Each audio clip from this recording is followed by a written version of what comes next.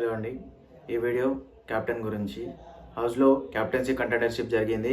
దాంట్లో captaincy task అయితే అయింది. దాంట్లో కెప్టెన్ అయితే డెమాన్ అయ్యాడు. ఎలా అయ్యాడంటే ఇమాన్యుయల్ అండ్ డెమాన్ లాస్ట్ వరకు నిలబడి లాస్ట్లో వాళ్ళిద్దరికి పోటీ జరిగింది. దాంట్లో ఇమాన్యుయల్ని ఓడించి డెమాన్ పవన్ అయితే క్యాప్టెన్సీ రేస్లోకి వచ్చి డెమాన్ పవన్ అయితే కెప్టెన్ అయితే అయిపోయాడు. యాక్చువల్గా మనం చూసుకున్నట్టయితే ఫస్ట్ నుంచి captaincy contenders Kalyan, demon Pavan, Emmanuel, Divya, Sanjana, Ritu వీళ్ళుంటే అందరికీ క్యాప్టెన్సీ పోటీలు పెట్టడంలో ఒక్కొక్కరు ఓడిపోతూ వచ్చారు. లాస్ట్లో మిగిలింది డెమాన్ పవన్ అండ్ ఇమాన్యుయల్.